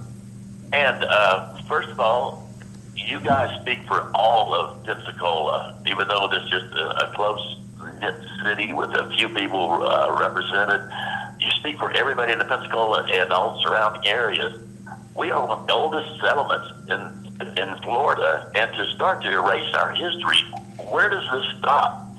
You guys are being, and we are all being used in ponds to erase our history, and this is just one more step. What happens after that? If you give an inch, they're going to be taking another mile, and another mile. I mean, we are like questioning whether we can call bastard bedrooms right now. White picket fence. Where does it stop? Let's stop the insanity. This race war that strategically they've started. We need to just not refuse. We need to refuse to cater to what we're being used as. I ask you, do not get rid of the historic parts of Pensacola. We learned from that. It is a teaching time to, with all the kids, grandkids, and great-grandkids to discuss those kinds of things. I'll get you to say there's not a person that goes by that statue that even gives any history until it came to light now, because they're being used as pawns also. And just do the right thing and just leave our history the same. I mean, the City of Five Flags, you count down to that. What is next? There's so much we can do in this town to start erasing things. We can tear down Geronimo's jail at the Fort Pickens. It's never-ending wish list for the people 10 that seconds are left, using sir. us. Mr. Rottenberry, 10 seconds. I appreciate the opportunity to talk to you guys. Do the right thing. Just leave our historic town intact. Thank you. Thank you, sir. Please state your name and address for the record. You'll have 2 minutes. The floor is yours. Thank you very much. My name is David Earle, 8635 Bell Meadow Boulevard in Pensacola. First of all, thanks for holding the meeting and doing so in such a responsible manner, and I don't envy you your choice and position right now. I'm very glad that venues like Pensacola News Journal have been open about the history of this monument, Pensacola's larger history of troubled racial and racist tensions. I think that they've effectively contextualized the rationale behind these monuments as celebrations of a racist past, whether of the Civil War and the fight to retain slavery, which is what it was undeniably about, rather than state rights. Well, of course, unless that state right was to own slaves, or a celebration of Jim Crow era white supremacy. There's no avoiding this history of racism in our town, nor is there avoiding the fact that this statue and Lee Square are symbols of disenfranchisement and racism for a larger part of Pensacola's population, white and black. Statues aren't meant to educate. They're meant to glorify, monumentalize, and memorialize ideals. That's the definition of a symbol, whether the American flag, the Confederate flag, or for that matter, the swastika. They're symbols. And this statue is a symbol of white supremacy, or at the very least, a movement and war intended to keep white supremacy in place. Let's get rid of both that symbol and those ideals. I urge the council to vote to remove this statue and rename the square and prove that Pensacola isn't backward glancing, but forward thinking. That we can break the cycle of racism and remove its symbols. 30 seconds remaining. Thank you. And as you listen to all the arguments against removing the statue tonight, whether they're glorifying the Confederate dead, arguing about preserving history without actually understanding the history, or simply out of actual racist or anti-Black Lives Matter ideals, I hope that you realize that each one of those arguments is proof of exactly why the statue needs to be removed, how deeply entrenched racism still is in this community. The more vocal the argument to keep the statue, the greater the need to remove it. Thank you. Thank you.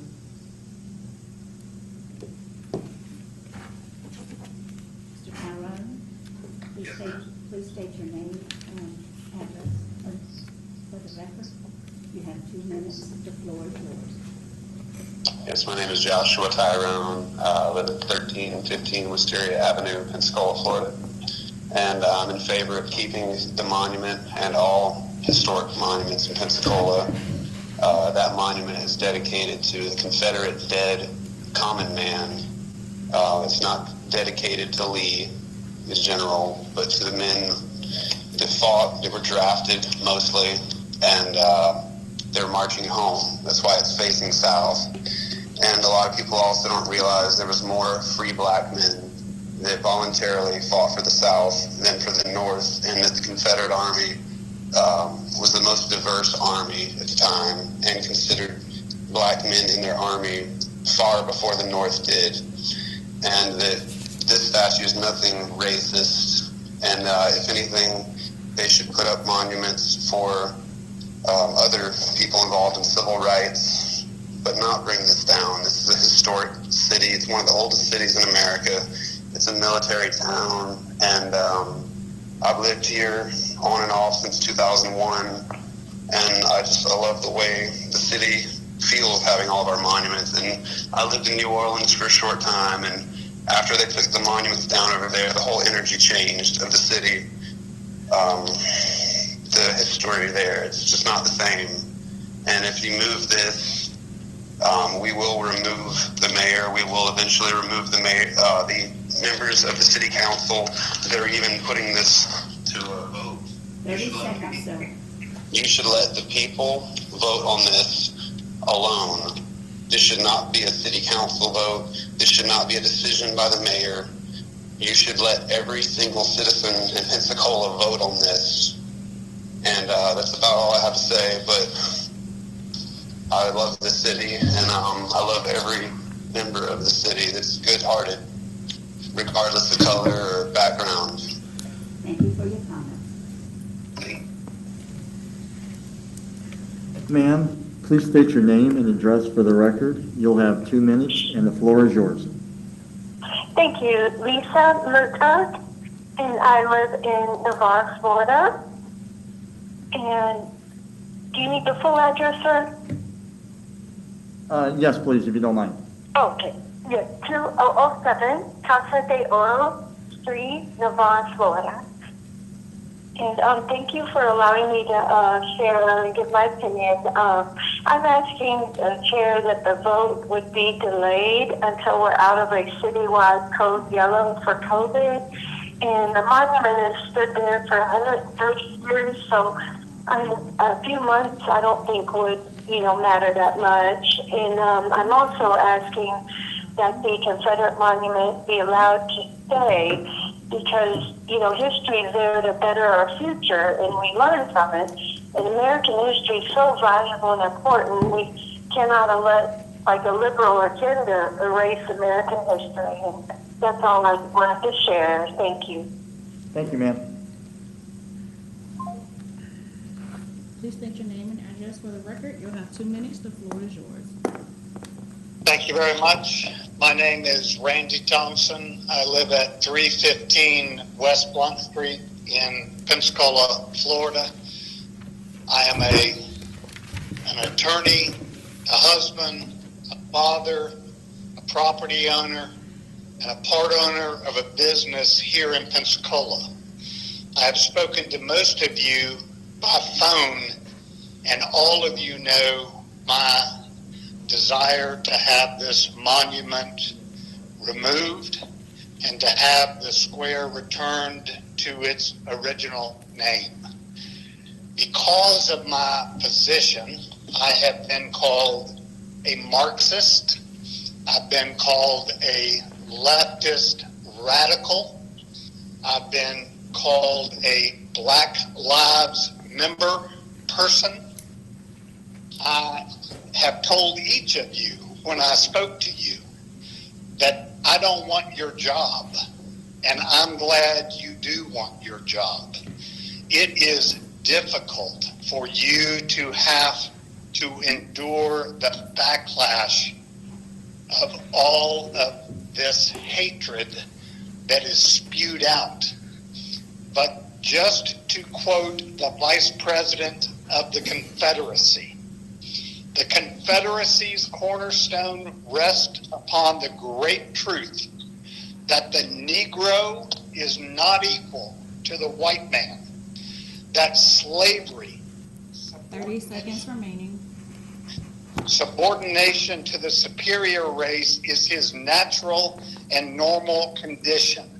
There's a plaque on that monument honoring him. It must come down. Thank you. Thank you. Mr. Horgan, please state your name and address for the record. You'll have 2 minutes, and the floor is yours. My name is Mike Horgan. I live at 3480 Margene Drive, Pensacola, 32504, District 3. Good evening, Council. You've got a tough decision to make tonight, and I certainly don't envy you your position. I do appreciate the opportunity for input and hope that you council members will carefully consider all the input you have and will receive, and that you will vote the will of your constituents. I would urge you to vote against the removal of the Confederate monument in Lee Square for the following reasons. First and foremost, history is valuable, both good and bad. The good reminds us of what we can be, and the bad reminds us of what we should not be. Secondly, where will all this end, as some other speakers have said? Will we remove every bust or monument to any individual or cause because every individual or cause has a flaw? In the city alone, we honored De Luna and Galvez, who both participated in Spain's colonization of Mexico and the killing of its natives. Andrew Jackson owned slaves and established an Indian removal policy. William Chipley fought for the South in the Civil War. Martin Luther King was somewhat of a womanizer. And now, just today, we have an effort to rename the T.T. Wentworth Museum. Where does it stop? 10 seconds left, sir. Let me repeat, every individual and cause has a flaw, and we should not attempt to erase history because of that flaw. I urge you not to remove the monument, but rather to install interpretive panels around it explaining the time period. If you vote to remove it, I suggest those that vote raise the funds, because I do not want to see $300,000 in taxpayer dollars spent. Thank you very much. Please state your name and address for the record. You'll have 2 minutes. The floor is yours. Yes, Joe Wayne, District 5. Yes, on June 15th, 2 dozen protesters arrive at Lee Square with a bunch of yellow signs that, had a bunch of slogans on it. One said struggle for socialism. The other said take them down, which is plural and non-specific to exactly what to take down. What other things do they want to tear down? Historic Pensacola homes where slave owners may have once lived. How about Washington High School? Booker T. Washington shares the same name as our founder and was a Republican. Another peculiar reference on those signs was a website, pslweb.org, which I looked that up. It's a party for socialism and liberation. And curiously, I went to that website and I was schooled about why we must destroy capitalism, abolish private property rights, abolish the police, and close all prisons. So I'm wondering, is this really about a monument? I mean, first they go out to Confederate flags, Dixie music, then they go on to painting murals at Graffiti Bridge, expecting people who want to paint over them with a message to their girlfriend. Then it's blocking the 3 Mile Bridge until American cedes to a mob by offering a committee position member to an activist associated with a Marxist group called the Dream Defenders that wants to abolish police and bail in prisons. And then it's on to defacing public monuments and requiring fences to be installed, painting murals in city streets, and forcing taxpayers now to spend $130,000 to demolish a monument. What's next? Does fear influence the decisions you are making in these chambers? Do images of mobs and rioting on Palafox and chanting outside your homes prevent you from even considering a no vote on this monument removal? I mean, you already sanctioned the permit for painting Black Lives Matter or Marxist political organization. And now, what we want to do with Blue Lives Matter in front of the police station, or how about character matters, not color, on Martin Luther King Boulevard? Look, politicians allow fear to influence their decisions. Leaders invoke principles in their decisions, articulated by the oath of office that you took. So what I'm asking you to do is stop this before it can't be stopped. And I have put me down for either vote no to keep the monument. Make sure you keep the monument. Sir, 2 minutes is up. Let us vote. Thank you. Thank you. Please state your name and address for the record. You have 2 minutes. The floor is yours. Thank you. My name is Carrie Clarkson at 882 Ridgeview Drive, Pensacola, Florida, 32514. I am I'm actually begging that you please allow the decision for the Lee Monument to come up for a vote in November. It's said that the Lee Monument does not represent Pensacola as a whole, but unless we as a whole are allowed to vote, who is saying as a whole? Who makes up those numbers? It's not as a whole, it's as a few. I mean, do I agree with slavery? Absolutely not. It was horrible.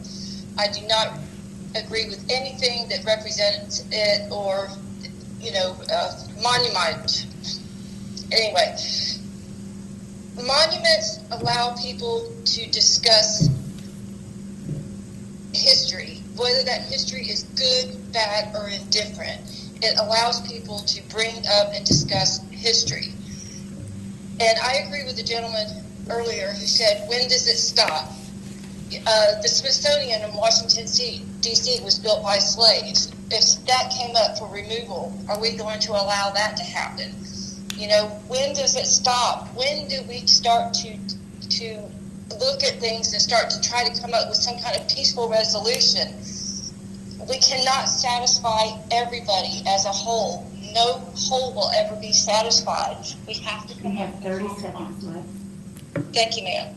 We have to come up with a compromise, and I am just begging you to please allow Pensacola to vote on this in November.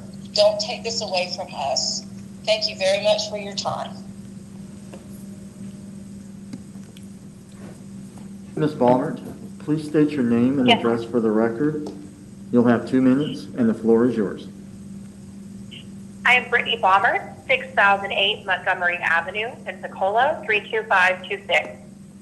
I am a sixth-generation Pensacolian, which I recently learned is kind of rare. So the preservation and accuracy of Pensacola's history is really important to me because it's my own personal history. I have both Confederate and Native American heritage. If the entire history of Pensacola were reduced down to just one single year, our Confederate involvement would only amount to 28 hours. 28 hours of minor involvement in a dubious cause. It is far from the headline of our past to those actually familiar with Pensacola's history. When Mayor John Brosnahan surrendered Pensacola to the Union in 1862, he proudly raised the Stars and Stripes. He was anxious to replace the Confederate flag, or as he called it, a meaningless rag. Our community and tourism is better served by highlighting the other 459 years of our rich history. I hear the voices of concern that history is being erased, but the Native American, Creole, and Black histories of this town have already suffered that erasure by omission. Our history has intentionally been painted without all of us in the picture. It is time to correct that. We should remove misleading markers that portray a distorted view of our city's history. I feel this issue is best put to rest by the words of General Robert E. Lee himself, who once wrote of Confederate monuments, quote, "I think it is best not to keep open the stores of war." The landscape of downtown tells the story of our history. It should be an accurate story, not one that has been altered by those who sought to distort it. Thank you. Thank you, ma'am.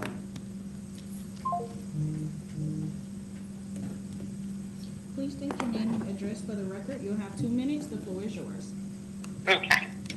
It's Connie Corp, 2345 T Avenue, Pensacola. Yes, ma'am, you can go ahead. The floor is yours. Okay, thank you. Well, first of all, I want to say that the way I'm feeling right now is I'm feeling ashamed that I live in a city where we have city council members and a mayor who want to allow the Black Lives Matter movement to erase our history. And if one only had just half a brain, they would realize that the co-founder of the movement is a Marxist and a trained organizer.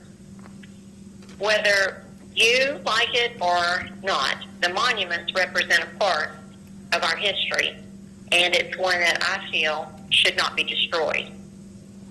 If you're interested, the City Council's interested in appeasing the Black Lives group, then let them erect their own monument, but leave ours alone.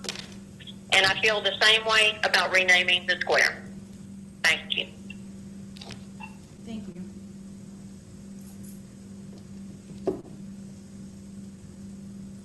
Please state your name and address for the record. You have 2 minutes, sir. The floor is yours. Lawrence Algie, 941 Pin Oak Lane, Cantonment, Florida. Greetings. The administrator's report notes a variety of sources for the ancestry of our citizens, and I have descended from several. Despite the pretty words of virtue signaling, why should any citizen whose heritage the council defames here trust or comply with such an unjust government? This measure, taken in obvious fear of implied violence by Antifa and BLM, both racist and terrorist organizations, declares to the world that Pensacola values the heritage and ancestry of one particular block of citizens over others. It isn't a matter of what we want Pensacola to be. It is a matter of what Pensacola is, like it or not. Those who forget history are doomed to repeat it. Antifa and BLM leaders have pronounced they will be given all they demand or they will burn it all down. And that white people are subhumans. Their leaders include convicted terrorists. They proclaim their Marxism and claim descent from socialist street thugs that caused 3 different nations in Europe to fall, all of them enemies of America. History shows appeasing the mob only makes it demand more. Condemn and resist the mob. If you fear the mob, support your law enforcement, don't abandon it. They claim to only want what they define as racist statues, but destroy every statue of historical significance they get their hands on. Using their standards, Martin Luther King Jr. is a racist, so his statue too will be gone. They have destroyed statues of founding fathers, abolitionists, and blacks who do not fit their socialist politics. 10 seconds, sir. I suggest an equitable solution. There's an election in November. Put it on a county ballot.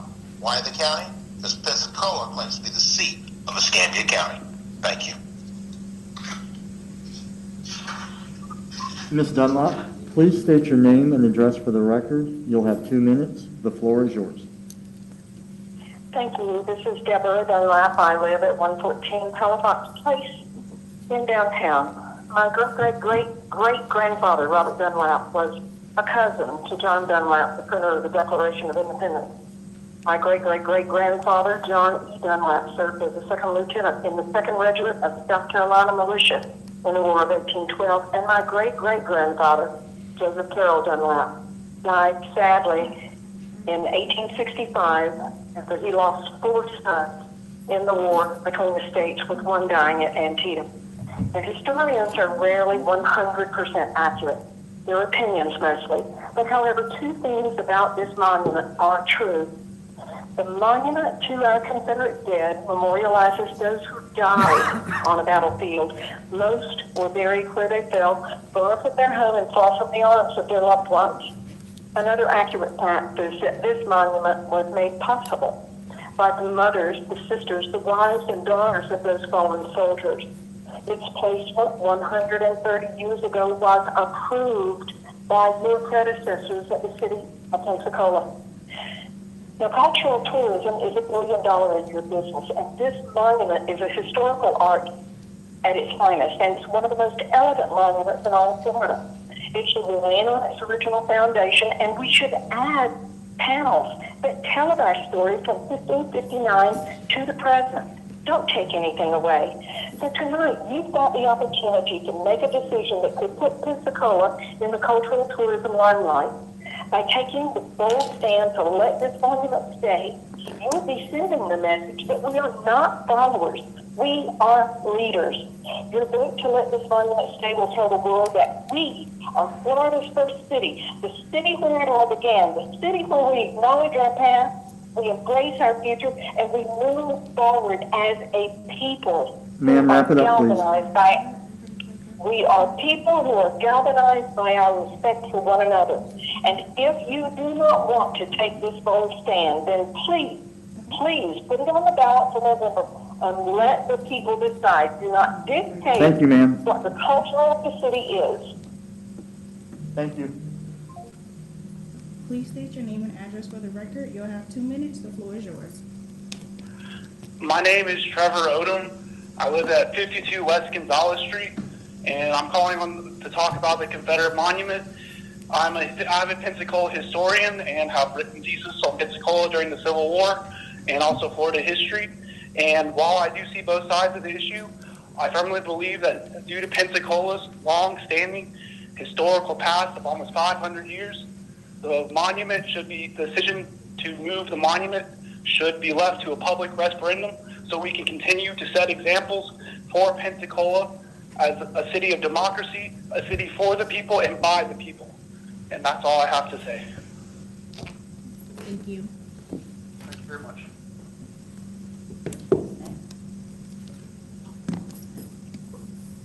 Okay, Ms. Doss, please state your name and address for the record.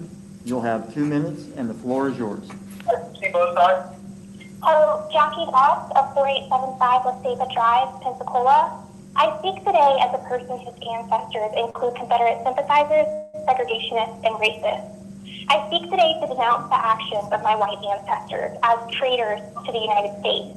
I ask that the Lee Square Monument gets taken down and that Lee Square gets renamed back to its original name, Forest Square. I want you to know that statues that were built during the Civil War have a purpose and a place in a museum. The Lee Square Monument was placed in 1891, 26 years after the end of the Civil War, when former Confederates ruled our city's government. The definition of monument is a statue erected to celebrate a famous or notable person or event. Pensacola acts as though Lee Square is a reliquary, worshiping and idolizing the inhumane and treasonous acts of the extremists who fought and killed their fellow Americans, built by those fighting for Jim Crow, believing in the principles of white supremacy, celebrating those who fought to own people as property for their notion that all humans are not equal under God's eyes. I ask you to denounce the racist past of Pensacola and to help our community move forward and to heal from our past of treason and oppression. I ask you to look into your heart. If you truly believe that these statues have a place in a public park for our city's children to look at while they play and to learn from a young age that Pensacola, Florida still covets a past of racial oppression and injustice, you do not serve the best interest of your community. If you truly believe that these monuments deserve to stand, you should not pledge your allegiance to the flag because you are idolizing those who fought against 30 seconds left, ma'am. for 30 an seconds. unjust and an inhumane cause. If you're worried about the cost, take it out of the $23 million police budget. Thank you. Thank you, ma'am. Please state your name and address for the record. You'll have 2 minutes. The floor is yours. This is David Schwartz. My address is 411 Bex Lake Road, Cantonment, 32533. Madam Chair, members of the council, I guess my position is neutral. I would strongly suggest, instead of voting on it now, put it on the November ballot. Let the people of Escambia County have their say-so. In doing so, you kind of accomplish a couple things. First, the absolute will of the people has been done, which is what our country's founded on. Number two, you pardon the pun, the blood is off your hands. Because if you vote today, you're obviously going to make some group happy, you'll make some group mad. And if you choose to further your political career, your opponents will probably use that against you in an upcoming election. So I just urge you to put the voice to the people, not whoever's making the most noise and romping and stomping. I certainly thank you for your time, your consideration, and I would certainly hope you would do that. Y'all have a wonderful evening. Goodbye. Thank you. Please state your name and address for the record. You have 2 minutes. Representative Mike Hill, address is 6080 Forest Green Road, Pensacola, Florida, 32505. Am I ready to start now? Yes, sir. You have the floor. Madam Chair, okay, thank you. Madam Chair and other City Council members, thank you for allowing me the time to address you. Each of you have received, along with the mayor, a letter from me detailing that it would be against the law to do anything to that veteran memorial. And it is a veteran memorial, not just a Confederate memorial. So you have seen that, and I would like you to take that into consideration. I would also ask that you take into consideration that this is a very important issue, an issue that is too important to not have the proper input from the public. And the situation that we're in now does not allow that kind of proper input from the public other than these little 2-minute things here, but that does not give the same type of effect of having people present. I would request that you delay this vote, that you wait until you have it done properly where everyone can be there at the same time. But I'd also like to request that you consider President Trump's executive order saying that we want to remove or deface or destroy any veteran memorial. The last thing I would like to say is that that memorial belongs to all of us, not just to a select few who have been loud and want to have it removed. It belongs to the entire community. Because it belongs to the entire community, you should have input from the entire community, not just from a small, loud, radical bunch that want to voice their grievances. Thank you for allowing me the time to address you. Thank you. Ms. Johnson, please state your name and address for the record. You'll have 2 minutes, and the floor is yours. Heather Johnson, 2172 West 9 Mile Road, Pensacola, Florida, 32534. The monument in question is no doubt historical, and I think that point has been made multiple times today. However, what is being proposed is simply an elimination of history, not of equality. Doing so is bending a knee to not only lobbyists, anarchists, and those that might consider this group terrorists by definition. Pensacola, Northern United States should negotiate with either type of parties. This vote should be put to a ballot and let the people of this city decide. I urge this decision be moved to a November ballot. That way everybody has an opportunity to vote on what they feel is correct to do about this monument. With everything that has been said today, I find it overwhelmingly not a majority to take down this monument. Thank you. Thank you, ma'am. Please state your name and address for the record. You'll have 2 minutes. The floor is yours. Hey, my name is Rafael Lopez, and my address is 164 Cantonment, Florida, 32533. The floor is yours, sir. All right. Hey, everybody, thanks for being here, listening and watching. Everybody that can hear today wasn't there when this statue was first erected. And I love this city. It's a very, very nice, diverse city. But really, everybody here who's listening right now wasn't there. Perhaps their grandparents were or great-grandparents were when this statue was first put up and erected and decided upon.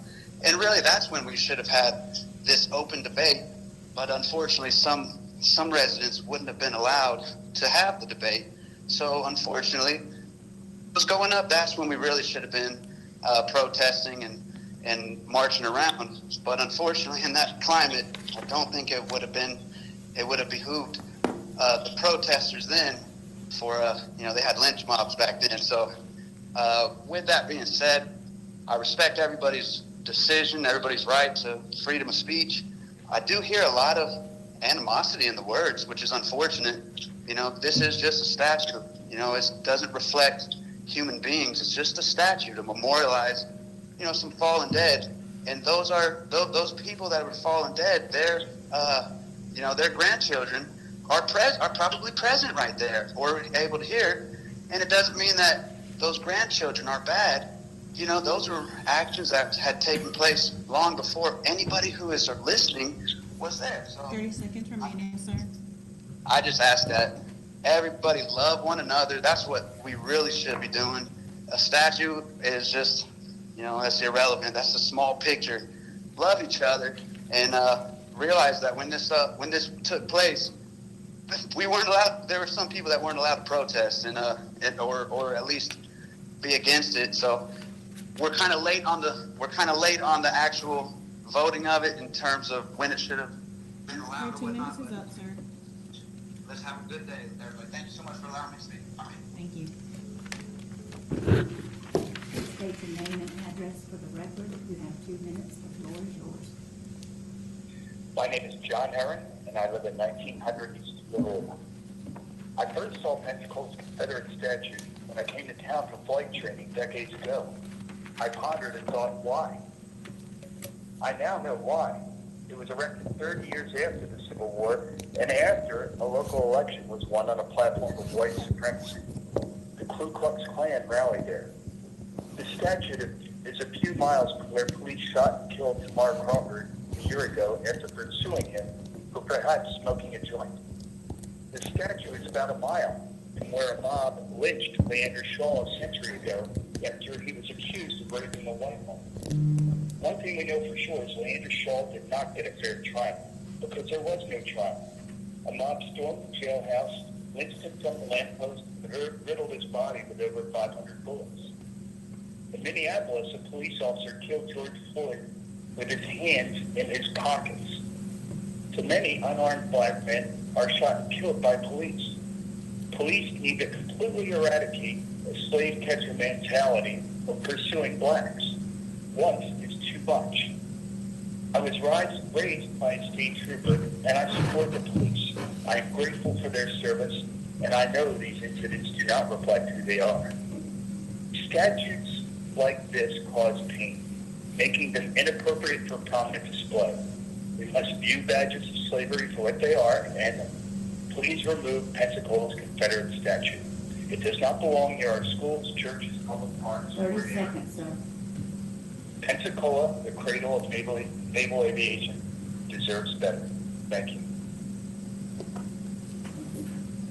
Sir, please state your name and address for the record. You'll have 2 minutes, and the floor is yours. Yes, this is Nathan and Elizabeth Van Etten from 6103 Confederate Drive.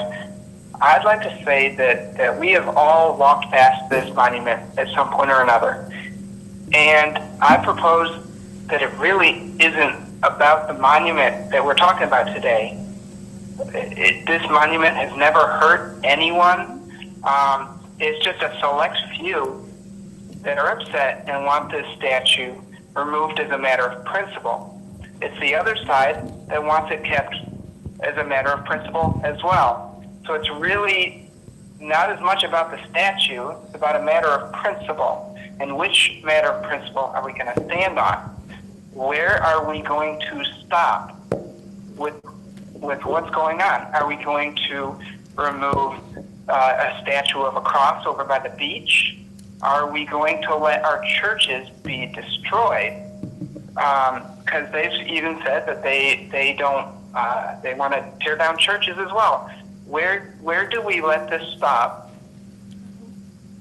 And the Bible says that do not tear down the ancient landmarks. That is what I have to say. If we could, I would appreciate it if we could vote on this in November as well. Thank you. Bye. Thank you, sir. Please state your name and address for the record. You'll have 2 minutes. The floor is yours. Thank you. My name is Christina Stefano Russell. I reside at 1107 East Lakeview Avenue in Pensacola, Florida. I'm of Greek descent. I've also served as a woman Marine for the United States. I'm against removing any and all monuments in and around Pensacola. The City of Pensacola staff is an unelected body that is not representative of our citizens. The city and our mayor have already defied our rights as citizens and allowed protesters on the 3 Mile Bridge to stop traffic, and the defacing of A Street, supporting a communist and terrorist organization known as Black Lives Matter. Furthermore, they want to remove historic monuments of their choice without our consent of the governed. What's next? Our Naval Aviation Museum? Those folks that want to remove anything are welcome to petition their fellow citizens and to place their wish on a ballot. In conclusion, to remove our history is to walk blindly into our future. Thank you to the City of Pensacola, our mayor, and council members. May God guide you in your decisions. And as being of a Greek descent, I would hate to think of what this world would be had they removed 30 seconds remaining. monuments. Thank you. Thank you. Thank you. Mr. Lee, you have the floor. Please state your name and address for the record. You have 2 minutes. Okay, my name is Jermaine Lee. My address is 8110 Imperial Court, Pensacola, Florida. I want to make some short statements as far as the vision and keeping the community together. As far as the Confederate Monument, I don't see how it can bring people together. You know, once you bring the topic up, it instantly divides majority of the community. So it would be, my suggestion to come up with something that is, conducive to keep us together without having so much division. And my second statement would be as far as serving in the military. And we speak so much and speak strongly about disrespecting the flag in the military. And I don't know any other way that you can disrespect the flag in the military by, being effective against your country, as also as, being basically a turncoat. And that's the ultimate disrespect I feel to the United States and the flag that most of us speak on today. So that was my quick, short statements that I have. Thank you, sir. Ms. Borden, please state your name and address for the record. You'll have 2 minutes, and the floor is yours. Thank you. Good evening, council members, President Canada Wynn, and Mayor Robinson. My name is Renee Borden, and I live at 1404 East Lahua, District 6. Like a lot of other callers tonight, I really don't envy you having to sit through a lot of this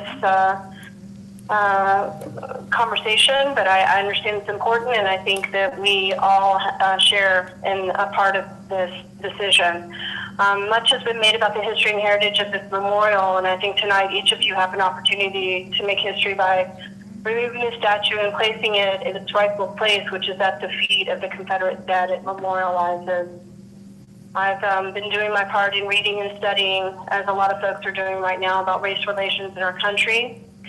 And I've looked at the work of some of our young activists and our elder civil rights leaders. At the recommendation of my daughter, I've been studying Brian Stevenson and his work at the Equal Justice Initiative.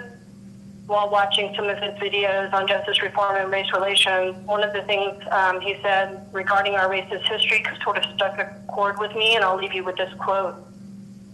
We are burdened by this history, and you are obligated to do something to address that, or you become part of the problem. So I'm asking each of you to take a very small step to remove the statue and be part of the solution. Thank you so much for your time. I appreciate it. Thank you, ma'am. Please state your name and address for the record. You'll have 2 minutes. The floor is yours. All right, thank you. My name is William Lees. I live at 4040 Ashmore Place in Pensacola and have done so for about 15 years. I'm a heritage professional working in Pensacola and a co-author of a book published in 2014 on Confederate and Union monuments in Florida.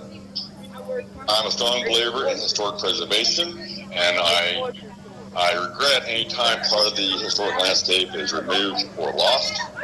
But I will tell you that it is time for the Lee Square Monument to be removed. This monument is not about history. It is about white supremacy, and it is a handmaiden to Jim Crow laws that were about segregation of the races. I'm in favor not only of the removal, but the total removal of the monument. I think it should be taken down entirely. And I further believe there is no place in Pensacola where this monument could be relocated that would not be simply moving the problem somewhere else, to someone else's neighborhood. It doesn't belong in a cemetery. It doesn't belong in a Veterans Park because it's not a veterans monument and it's not a funerary monument, and it's probably offensive to people in neighborhoods surrounding any of those places. So I think those would be bad ideas. For removal, not for relocation. I think it should be considered as part of the museum collection. And I also think Lee Square should be returned to its original name, Florida Square. Thank you very much for your time.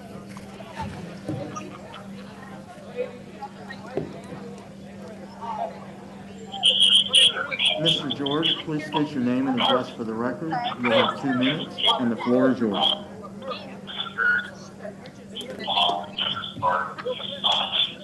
Am I on my down, sir? You are, if you can turn down your background noise. Please state your name and address, and you have 2 minutes. My name is Jim George. My address is 1301 Green Vista Lane, Gulf Breeze. We are relatively new to the area. Moved here from Baton Rouge 2 years ago. And we love many things about Pensacola and our new hometown, Gulf Breeze. One of the main things we love about Pensacola, as so many do, is its deep and rich history. Although we're not lifelong natives of the area, we still feel very deeply about efforts to just erase our history, like the current effort to remove the Confederate Memorial. I would like to ask a few questions about the move to take down this beautiful memorial and to make a proposal as to the way forward. The first question I would pose is very simply, what's the rush? Especially at this troubled time in our nation's history. in the midst of the COVID-19 crisis, when we're under a health alert again. Many question the timing of this vote. Secondly, there is a common perception that the vote is already decided and that this hearing, quote unquote, is merely window dressing. In other words, a sham. Would you not agree that a delay would address that concern? 30 seconds left, sir. Third, whose interest is being served by the removal of this landmark, which has graced this beautiful city for 129 years? Fourth, why risk the forfeiture of certain federal funds by taking an action which is arguably in violation of the President's recent executive order concerning statues and memorials? With these thoughts in mind, here is a modest proposal. Sir, thank you. Sir, your time is up. Thank you.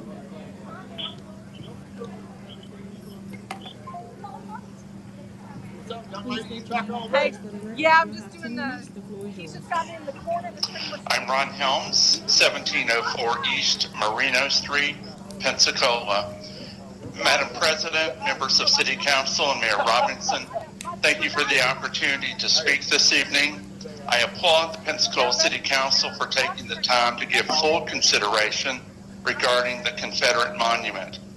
I appreciate your willingness to examine the history and the current community climate regarding the Confederate Monument and the potential renaming of Lee Square back to Florida Square.